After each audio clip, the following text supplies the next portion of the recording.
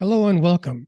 I'm Al Barrows, and this is UFO Disclosure, the podcast that's meant to show an average person's reaction to UFO, UAP news from the internet, books, experiencers, and even the government. Today, I have the pleasure of speaking with Paola Harris. She is a world renowned investigative journalist who has interviewed and worked with the biggest names in ufology today. And along the way, she has researched and published several noteworthy books. The scope of her work is so vast that it can not possibly be covered in just this one podcast. So I'll be talking with Paola about her expanded edition of Trinity, the Best Kept Secret, which she co-authored with Jacques Valle, and coincides with the blockbuster movie Oppenheimer, which has several similarities. Takes place during the same time period, same location, and it covers the consequences of the same event, the first atomic bomb ever exploded in American soil. Hello, Paola. How are you? It's an honor to have you on UFO Disclosure. Thank you so much for being a guest. No, thank you so much for inviting me. This is a pleasure for me. So I mentioned that the subtitle of Trinity is the best kept secret. Now, is that secret because of the UFO incident and when it happened? Because I know it happened in 1945, and Roswell, if I'm not mistaken, was 1947. Yes, the book Trinity, and it's been out now for 2 years, is the detailed story of the Trinity test. And Jacques says it was not a test, it was a real, explosion of the bomb. And the consequences 1 month later, when two little boys, Jose Padilla, who was 9 years old, and Remy Baca, who was 7, happened to be about 13 miles away on the Padilla property and saw a controlled landing of a UFO. It hit a radio tower and spread out all kinds of what we don't know what it is on the cactus and everywhere. I mean, people call it angel hair. And then it landed. So these two little boys, curiously, were witness to a thunderstorm, which is in the movie. You can see the storms in New Mexico. In fact, there was a thunderstorm also during Roswell, and the control landing of this avocado-shaped craft. Now, I'm going to tell you that this is not an accident, in that I think the story needs to be told in this time period. And I found out about it when I was living in Italy in 1999, and I wondered why my colleagues didn't go to question the little boys. They were no longer little boys, but at least we have the witnesses, the location, and because the 9-year-old went in there on the last day and pulled a piece off the wall of the craft, we also have artifacts. And so I was wondering, why isn't anybody covering it? And ironically, just like my life is coincidences, it was supposed to be me. I did 5 years of covering it, 2013 on, and then Jacques Valle came aboard the last 5 years. So this is 10 years of research. That's amazing. And it's amazing how much time you spent on research and talking with the family. I know that just reading the book, I could sense that you were passionate about giving Jose and Remy a voice, 7 and 9-year-old kids that were poor, lived out in Los Alamos, and were pretty much dirt poor. And they were exposed to that first detonation that made so many people sick. And I know that the government didn't tell anybody about the after effects or even about the detonation itself. And you went out No, there and they you said, actually spoke to these people. yeah, oh my goodness. I mean, so many of Remy and Jose's family died of leukemia. Well, they couldn't. If you watch the movie, Oppenheimer was so top secret. In fact, they crucified Oppenheimer in the end because they thought he was a spy, and it was so top secret that they didn't know what they were unleashing. And actually, the radiation was 150-mile radius. Oh, And God. if where the Padilla Ranch is 13 miles away, you can see how they're going to be affected. And Jose was really upset because his mother, when she opened the door, she was getting the father ready, making his lunch to go out to work. She hears this sound, and you'll see in the movie, oh, it's incredible. And she opens the door and she said she saw the light of 1,000 suns. And it was like daylight. Of course, she was blinded in one eye, and Jose lost his eardrum from the sound. Remy's bed went from one side of the room to the other. They were all affected. And years later, when they had their meeting, they were told it was the explosion of an ammunition dump. That's unacceptable. And this happened 1 month. The UFO encounter happened 1 month after this explosion, didn't it? So yeah, it was August 18th, and the two boys were out there, looking for a cow that had calved. They were fixing fences because in those days, those little kids even drove at a very early age. All the men were in World War II. They were fighting. And so these boys watched this. And what's amazing, I hope your readers or listeners, I'm sorry, understand when they saw the craft, there had been no Kenneth Arnold. There had been no flying saucers. The word wasn't invented yet. There was no Roswell. There was nothing they could relate to when they saw the avocado-shaped craft. And I don't think the boys or the Army that took a week to clean it up could relate to it either. I mean, if there's nothing in the media, in your life, in magazines, in anything that has anything to do with extraterrestrial craft today, it's part of our culture, but you don't know what you're looking at. I'm thinking, just for the people watching and listening, maybe we should summarize what Remy and Jose saw, because we know that a ship crash landed at the Trinity site or thereabouts. And I think that you described, or when you interviewed them, they described the aliens as looking like fire ants standing up. Yeah, or little children. They call them homocitos, little men, little children. They were about the same size as Remy and Jose, so they didn't know what they were. They just knew that one of the panels of the craft had blown out, and they both told the same story. By the way, they moved away from each other. Remy was up in Gig Harbor, Washington, and Jose was in California, and they hadn't seen each other in 60 years. They had the exact same story, and they hadn't seen each other in 60 years. They didn't talk about it because Jose had taken something that didn't belong to him, and he's not going to talk about it. So the thing is, with what they saw were these creatures that, because of the eyes, I think what struck them was the eyes and the long spindly arms. The only thing they could call them were kapamosha, or fire ant type, because their arms were so long. However, the sounds they were emitting, Jose told me, and he said he'll never forget it, were like a crying baby. He wanted to go in and help them. He didn't know about UFOs or ETs or anything. In 1945, it wasn't even in the lexicon or anywhere. Right. So this was before Roswell. Help them, and of course, Remy, because there was so much smoke, and some of the mesquite was on fire. Their eyes were burning. They were pretty close to the craft. They could see the three beings. He called it sashaying, but he meant floating back and forth. And of course, Remy, who was the smaller child, started to cry, so Jose didn't go. But he keeps saying to me to this day, Paula, if I had gone in there to help them, I wouldn't be here to talk to you today. So Jose and Remy kept a part of the craft that they called Tesoro. And I don't think that's ever happened in the history of ufology, that anyone's kept an artifact like that. Do we know whatever happened to that bracket or panel that he removed with his crowbar? Gave it to me.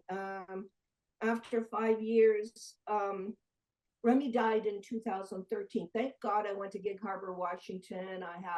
I sent Swiss Television over there to film him. I sent Jaime Maussan to film him. I sent James Fox to film Remy when he was alive because I wanted the testimony. After that, when we started working on location with Jose, and we have a lot of film footage of the location because you can actually see the mark of the UFO. It was 30 feet in diameter.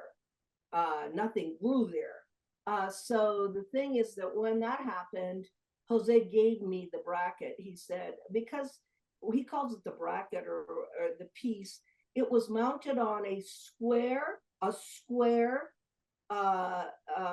piece of metal. And it was, and the metal had two circles, a copper circle and a silver circle. And what was in the middle was spinning. So he took this piece off on the last day when there were no guards because they wanted a souvenir. And that's the thinking. I want a souvenir. We've been watching. They had secretly watched the cleanup for a week and one that nobody was there. They wanted some piece of it. And that was what they took from the wall.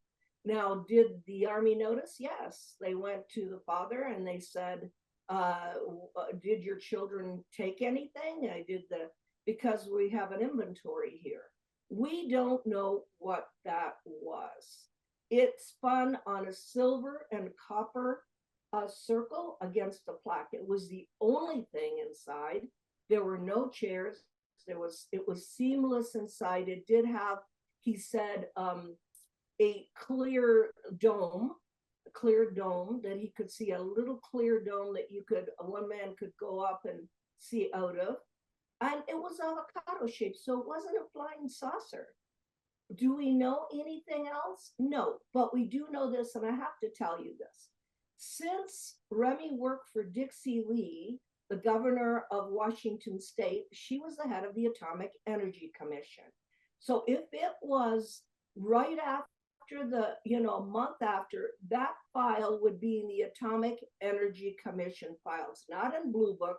There was no Air Force. The Army Air Force was together. It's not going to be in their files. So the problem is that the Atomic Energy Commission files are so secret that the president can't even get there. And if you read the book, Jacques did such a meticulous job of researching that. So since Dixie Lee was the governor of Washington State, she and Remy helped get her elected. He had a Hispanic group, so he helped get her elected. She let him see his file, and he told me it was in the Atomic Energy Commission file. She just opened it and she closed it. So people say, where's the file on this? First of all, there aren't files on everything, but what do you do if it's 1 month after the atomic bomb? Where do you put it? Where do you put this case? Where can you, logically. So that's where it went. I know that the Atomic Energy Commission was headed by Louis Strauss, which was played by the actor Robert Downey Jr. in the movie. And if you recall, he's the one that went after Oppenheimer and discredited him. So I'm sure he didn't have the ethics to reveal something like a UFO event, especially the first time ever. Well, all I can tell you is it's all related because I was, the journalist brought Colonel Corso to Italy because Corso didn't speak very much in the United States. And when he was in Italy, he told me that he briefed Bobby Kennedy on UFOs. So he's briefing Kennedy because when Corso got the artifacts from Roswell, it was 1960. It was in the 60s. So, and Corso said it was just the Army because he said it was to have, to get up on the competitive edge of Army contracts. So the Air Force probably had stuff. But if Corso is talking to Bobby Kennedy about UFOs and Corso's back engineering with General Trudeau, you bet your life that Kennedy knew about UFOs. Just for our listeners and our audience, Colonel Corso co-wrote the book, The Day After Roswell. You also wrote an excellent book, which I read also, continuation of that book, which I have here. They mean connecting the dots, making sense of the UFO? Colonel Corso, a personal memoir. Yeah, that was, yeah, he's in connecting the dots too, but the conversations he get with him, when I would talk to him, my feeling was, I'm not going to remember this, and I don't want to make mistakes. One of the things as a journalist, and I'm not a ufologist, I'm an investigative journalist, is can't make mistakes on what people tell me, right there. So I don't remember dates, and so forth. So everything was on audio. So when he would talk to me, I took all the audio and I put it in the book, Conversations with Colonel Corso. He was dead set that I would speak after he was gone. He said, Paula, I'm not going to be around very much. Please tell the world.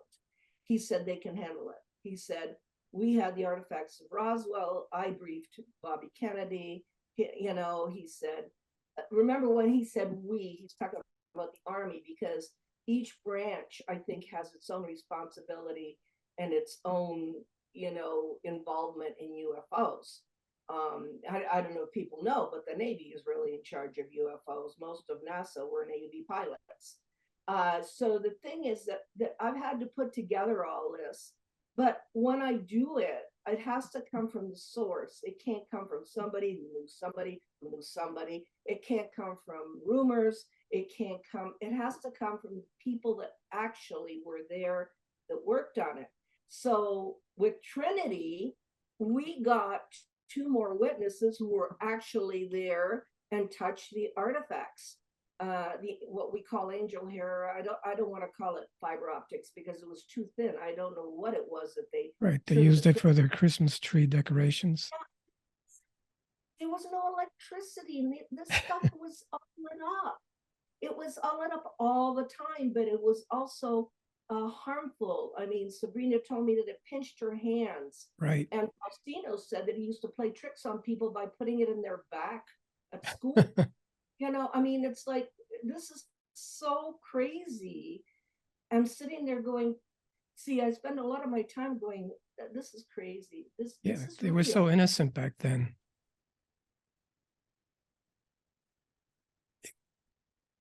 You also went back and you interviewed Jose Padilla's niece, Sabrina, and she's the only member that handled all 4 materials.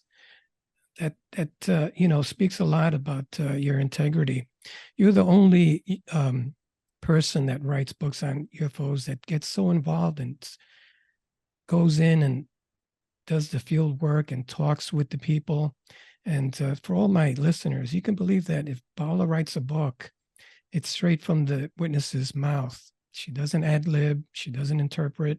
That's the great thing about Paola. She tells it like it is, and she gets in there and she gets a true story. I'm a big fan, Paola. I'm sorry to have interrupted you. And one of the reasons is I don't know what's going on. I can't tell you everything. I can just tell you what happened, and then you have to decide. It's for me. I'm shocked every time I talk to somebody because by the way, after 40 years, after working with JL and Hynek for 6 years, I can tell the difference of people that want to make money and have their own show or want something. I can tell the difference and are lying.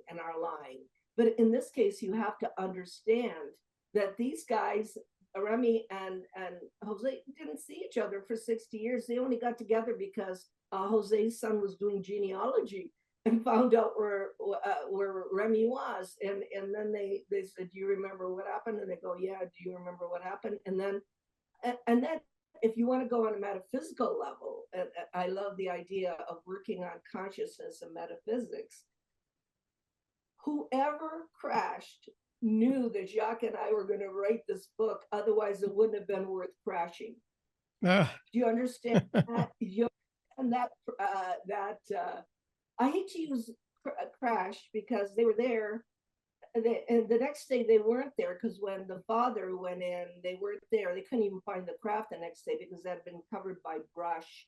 The Army, Air Force had gone in there and put stuff all over it. But it's like, it shocks me because the same with Colonel Corso. I could have never done that story. I was living in Italy, and I didn't even want to go to the 50th anniversary of Roswell. I didn't want to go. I didn't want to cover it. I didn't know what he looked like. And I end up in the room next to him in the hotel when nobody can get to him. That was Now, such a weird coincidence. Yeah. I'm going, that's impossible. That because that everything was booked. Everything. It was the 50th anniversary. Everybody in the world was there. And there was only one room for 3 days, and it was the one next to him. But you got so much more information from Colonel Corso than was in the original book. That's why I'm recommending Conversations with Colonel Corso. I didn't know that he was a contactee, that he had gone back to Trinity and had a contact experience. And I wouldn't have known that. He did, the bad thing was when I went in to get the interview, at that time, my mind couldn't wrap around, what was inside the craft. I didn't want to talk about aliens. I wanted to talk about the incident. I did not. And he started with the incident at White Sands where the being came out of the cave. And he started telling me about that. And my mind goes, I'm not printing this because this is going to make you look crazy. Yeah. I not print this. I'm going. And he wrote on a napkin, "A new world if you can take it." And then he said, "Paula, what do you think that means?" And I said, "I don't even want to know. Can you just tell me about what you did in the Pentagon? Because if I do a story on you, it has to be credible." So you can see how much I've evolved since 1997 when I met Corso. Because I swore I was never going to write that. I mean, but I've evolved a lot. I've got to open my mind just like everybody else. I knew John Mack very well, and he said to me, Dr. John Mack, the Harvard University psychiatrist who wrote Passport to the Cosmos, and he sat me down and he said, look, he said, you're going to have to change your worldview to accommodate this. I know it's uncomfortable, but it's a reality. So, we just all have to change our worldview. I mean, we can't change, and it can't be shoved into a box of science because there's no science that can explain it. It needs to be looked at with serious dialogue. And I'm going to end by saying a lot of my work is outside the United States right now because unfortunately a lot of what I did in the States seems to be entertainment. And for me, it's darn serious. So I have to go where there's serious dialogue. I just did a show out of Japan, and I feel so bad because if you read our book, Trinity, the emperor had already resigned or capitulated. Yeah. That's the only time I've ever seen Jacques really get emotional when he talks about this. And we went and we threw the bombs anyway. Yeah, it's really sad how many people were killed there. And I know that you've been one of the persons that has been long clearing the way for disclosure, and that you were at the 2001 press club event with Dr. Greer. I recently covered his latest press club event this past June in my audio podcast. What's your opinion? I mean, considering how the government treated the locals in Los Alamos, didn't give them a heads up before attempting that explosion, that they had no idea whether it even end the whole world, because at one point in the movie, they were not sure whether the bomb would have a chemical reaction that would continue and the whole atmosphere would just fire up and explode. They had no idea what would happen. They didn't give them the heads up. So what's your opinion about disclosure? Do you think that the government is ever capable of coming clean about the UFO phenomenon? I mean, we have a subcommittee hearing just tomorrow, Wednesday, in Washington about it. Seems to be ramping up. Dr. Greer's work seems to have some effect. I'm just wondering what your take on this is, because you're sort of an insider. And what do you think, Paola? Well, first of all, I support Dr. Stephen Greer as one of the only people who is really serious about this, because his 10 witnesses, we just have one coming out of just recently, and they tend to be media stars. And the 10 witnesses you watched that were so emotional. and wanted just to tell the truth for I Dr. agree. Greer. I did the work in the 2001 with all the pilots in Italy, and we got so much for him in the 2000 disclosure, and he wants a result of free energy. So that is the key to everything. If the world were to get off the petrodollar and use the technology, that is the key. If you have an intelligent mind, and that's where he's going there, that is very dangerous in a world that is not only at war, we're in a cold war. My opinion, and you said, what is your opinion, is there's no reason for the government to have disclosure. Why would they do that when they kept the secret all this long? And it's deep black. Just listen to Richard Dolan's research. Why in the world would you come and tell the people, number one, you lie, number one, we have the technology to save the world and save the starving populations, we just decided not to use it. One of the things that Colonel Corso taught me, this might help you, is there's no such thing as the government. It changes every 4 years. So it must be the micromanagers of the secret. And it wouldn't be the government. It's not the president. I mean, Kennedy knew. I think Clinton even knew, but it's not the president. It's not the people we elect. There is a group that is managing this. And I don't feel, opinion wise, it is to their benefit to disclose everything, anything. They can give you bits and pieces, but if there is that, then there's an agenda behind it, like getting more weapons of war to shoot at the aliens, or some kind of war appropriations, because this planet lives on war economy. So I don't think they want to go to the coffee table at Starbucks with the beings, and we don't even know who they are or what's going on. If we don't know what's going on, and we've been working at it for a long time, I don't think that a group of people that changes every 4 years or more, like Colonel Corso said, stop using the word government. I think it's more a select group that manages the information. And it could be a distraction. Yeah, that's another thing that I wanted to bring up, disinformation.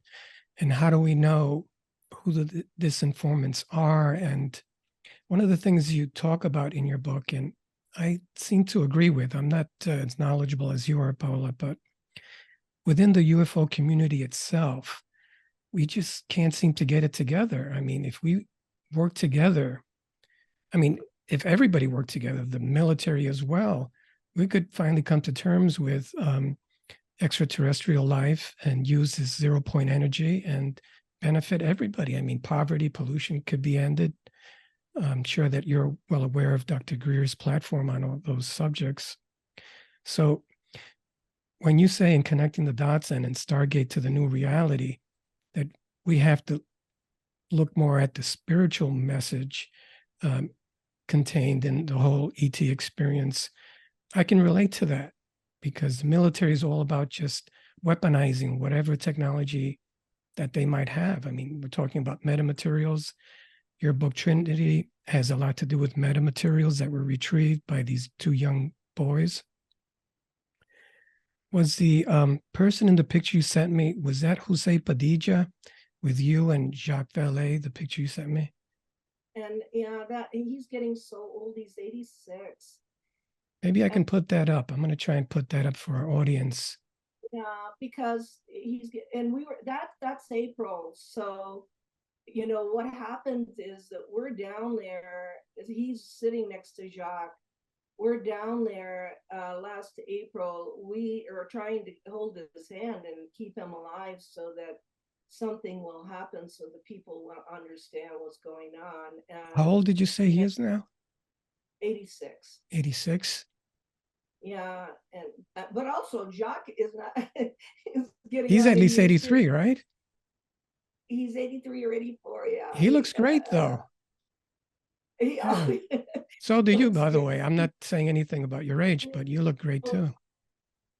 I'm 78, so I want people to understand that this was one of the best and maybe last major cases I'm going to work on, because when I was doing the show out of Japan, I want to do it on consciousness raising. And what I believe, and this may help you to understand, is that all of the sightings and everything that's happened is to get our attention. So whoever it is, and I was very close to Clifford Stone, who died last February, and he told me he did 12 crash retrievals. He told me he had a manual, he said, with 57 different races. So we got to stop speaking about Greys, Nordics, and reptilians. If there's 57 Wow. different races in Virginia, it doesn't even fit in there. Stop being narrow-minded. Right. One of the things our field is they don't study everybody else's book. They just read their own. There's no money in the field, so everybody thinks they have to hold on to their own stuff instead of having a dialogue. Everything I have done with the last 10 years has been out of my pocket. I can't even tell you the thousands of dollars, including the last April, that we've all spent on field research. The only kind of research I can do is field research. I got to go to the place. When I had Clark McClellan down in NASA. I had to go to where he worked. I had to go to what he did. I had to see. I did the Charles Hall case. I took him to Indian Springs. I had to have him repeat to me how he lived and everything. That takes money, and nobody does that except Timothy. No, I don't know how you do it. Because I don't go on vacation. I don't do anything else. I have to. My job as journalist is to bring the actual story from the actual person, and you make up your mind. But how can I do that on a phone? Or how can I do that when somebody just talks to me? I have so much research. And because of my age, again, I said I was 78, most of my research just went to Rice University in about 10 boxes, along with Jacques Valle's and Whitley Strieber's. The research is there for students because they will not just read their own book. They will do, academic research, which unfortunately my colleagues don't do. They don't read anybody's book. I mean, we sent Trinity to some top level researchers who haven't read it. And a lot of criticism that is unfounded because they haven't read it. I'm thinking, whenever I'm a teacher, I have a master's degree in education. I can't discuss Steinbeck unless you read the book Mice and Men. What am I discussing? And that is our problem with our colleagues. They see a brand new book. There's a lot of jealousy in the field. It's awful. And I feel like saying, can you read the book and we sit down and we talk about your research and you talk about our research and we can all get together? Like the United Nations or any other group. It is unheard of in the US. I just came from Mexico City, and it is completely different in Latin America. So I have decided I will be working in Latin America and Asia. And I was just in Paris and just did a show on Paris television that was an intelligent exchange. I can only do that, but you mentioned spirituality. I realize if I'm in this because I'm supposed to do the information stuff, then I better grow up too. And I better look at what this all means for the planet. And what Oppenheimer did for me was shock me right out of my little human form. It shocked me so much about our responsibility to what we just did. It's too bad the way that the government used him for his genius and then discredited him when he became remorseful. I know that spirituality is a big topic, and a lot of the authors that I've interviewed have evolved into that as well. I'm wondering whether we can connect with the extraterrestrials on that level better than we can on a physical level.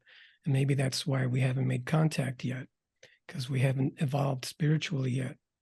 And I also wanted to follow up by asking you why you think that they take this seriously overseas, whereas here we're just starting to break the ice in terms of it not being a stigma to even discuss it. Why, for Well, example, Corso was greeted with open arms in Italy. Here, he was banned from talking about anything. there was a lot of jealousy with Corso because it was the day after Roswell, and two of his and I'm not going to name them, two of his greatest detractors were from our people. If you read the introduction that Michael Sala wrote, he names them who crucified Corso. And one of these people was in San Marino with me. I was under Corso's arm. I was holding his arm because he's 82 years old, a man. And I was standing there, and there was a champagne reception for him. And one of these guys that's very famous came up and said, "You have ruined ufology for all of us." And Corso looked at him and said, "Were you at the Pentagon? Were you there? Did you work on these programs?" And that particular personality went and discredited Corso and Paul Hellyer, the former defense minister with whom I was very close. And that's our own eating our own. And instead of sitting down and saying, because in the book that you just showed is all Corso's records. He was at Fort Riley, Kansas in 1947. He was in Germany. He was the head of intelligence in Italy. We got all of his, there was nothing about Colonel Corso except the jealousy around his book. Because that was the first time at the 50th anniversary, people understood why the secret was secret. That it was about the technology, not about, the world going into panic over aliens, or it was economic. So I didn't understand that because I was wondering, why can't we just talk about this, but I realized from Corso, when you touch economics, when you touch the Black programs, when you touch the technology exchange, when you touch what Stephen Greer is 100% right about. And by the way, the people he names, I talked to them. I know he's telling the truth. Stephen Greer is taking this on, but it's very, very dangerous because he names companies, he names people. I know he's telling the truth. I was in Europe during that time, and it's so complicated. But then Stephen Greer says, and I'm going to remind everybody, if you want to connect, you can connect with the heart. That's why I love the Latin American people. They connect with the heart. They don't connect with the head. How can you connect with the brain to a civilization that's so evolved? You can't even go there, but you can connect with a heart connection to these cosmic cultures. And Stephen with CE5 has crafted a way that the average person, if they calm their mind and have a pure intent, can connect. So let me just say, if that's the last part of this interview, I'll be really happy because I have all the data. I have 40 years of data. My God, I've interviewed everybody in the world, you name them. All the remote viewers. In my book, Connecting the Dots, I go from Uri Geller to all the remote viewers, to the astronauts, to Edgar Mitchell, who was a friend of mine, to Hynek, to everybody. I got the data. What the big thing is what does it mean? Why? What do you want to do with it? Now that you have the information, what do you want to do with it? Because it does affect your life. Again, I believe those beings at Trinity knew Jacques and I were going to write a book. And the interesting part is they knew the movie Trinity was going to come out too. They know time. They know what the effect of what they do is. A lot of the contactees in Latin America are time travelers, and they're telling us what the future timeline is. There is no time, so then you have to grasp that concept. And thank you for giving me an opportunity to talk about it in my old age. Well, you don't look old, let me tell you. You look 50. But that was such a excellent way of wrapping it up. And I enjoy the fact that you don't try and create a narrative like some other ufologists. You just say it like it is. You present the facts, and you let the reader or the person taking in the or absorbing the information decide for themselves. And that's a scientific approach. You're just being objective about it. You're showing the evidence and then allowing the American public or the public at large to decide. Do you have anything going on now that you'd like to let my audience know about? I know that you have a very busy schedule, and I'm very thankful that you were able to fit me in. And you have something going on at Shag Harbor in September, don't you? I'm speaking there on a UFO on Trinity, but there was a crash there, and of course that's in Canada. What I'd like to do is, I did a show out of Japan. I really want to talk about consciousness raising and how, even though this is all real, it's not entertainment. This is not like, let's just be entertained. This is an effort to connect to the cosmos so that the human species doesn't remain in the Cold War, because we're back in the Cold War. I'm looking for the off ramp for this Russian Ukraine thing. How can we get out of this? I mean, we were in this in 1963, and got out of it with perestroika and Gorbachev. And one thing I want to encourage your viewers: when you look at the history of UFOs and know that chronologically UFO sightings and contact, like the early days of Giant Rock in 1950s, where Giant Rock with Menger, Adamski, Van Tassel, and all that was coinciding with Yogananda and the New Age movement. That there has been efforts to shift us out of our primitive species thinking into a more cosmic, and that means the end of separation. We cannot all separate and then we all kill each other. That is not the way this should go. So for me, I get more done if I will go into consciousness realm. And you can ask me data. I mean, it's in my DNA. Everything I've done, I remember the dates. I remember what I did. But that doesn't change anything. We need to change something. Glad you're speaking out the way that you are. I know that Americans tend to think of technology and they see the whole UFO situation as almost comical or entertainment. But I think that going back to your book, Trinity, the reason why they've been visiting us might be because of the nuclear explosions that might have caught their attention. And they're probably concerned about us, about what we're doing to the atmosphere, to perhaps other dimensions. And I'm glad that people like you speak out and that we can get this out to the public. It's more of a serious matter than people realize. I want people to know that you have a new version of Connecting the Dots, which has a bunch of interviews, compilation, and an expansion of almost everyone you've interviewed. There's also another excellent book, Stargate to New Reality, that everyone should go out and get. Of course, Trinity, the Best Kept Secret, has a new expanded version. You guys have to get the full story. And of course, Conversations with Colonel Corso, which is a very thin book, but very intimate.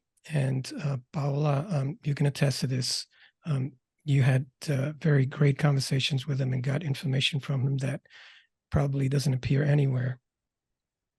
I want to also remind the public that Paola will be appearing in the Shag Harbor UFO Expo September the 30th and October the 1st in Nova Scotia in Canada. And December, you're in Mexico City. You get around. Unfortunately, I had to cancel out of that, but Okay. I would like to tell them that I have accepted to go to Japan in 2024 and do a lecture. I really think that ufology is not just American. I was just in Paris and I was on TV, but the thing is this, that I want to encourage your viewers, your listeners, to do their own research and read, because getting stuff off YouTube is not anything a teacher like me would give credit for. In other words, YouTube is not, go to the source. If you want to know about Colonel Corso, go to his book. If you want to know about Albert Einstein, read his book. You know, the thing is that I want to encourage people to take this seriously as a study. And I will come to a serious conference where there will be dialogue. I'm not a t-shirt or tinfoil type person. I can't play that. You know, I can't play the entertainment part of ufology after having spoken to all these heroes. Too many heroes, too many. Monsignor Balducci of the Vatican, who was very close to me. Too many heroes, I can't name them. Please study this seriously. Thank you, Paola. It's been an honor and a pleasure to have you on. Perhaps we can do this again because there's so much more that I haven't covered that I would love to talk to you about. All the best luck and good fortune for you in the future. And Japan, I know that they love you there and they love you in China as well. Folks, this is a world-renowned investigative journalist, Paola Harris. Be sure to pick up her books. They're well worth reading. Thanks again, Paola. Let's have another conversation soon because there's just so much information. It's true. And you keep writing. Well, you know, what can I say? I'm a teacher. And that's how I used to get a degree, is by reading books. So, you know, it's a pleasure being with you.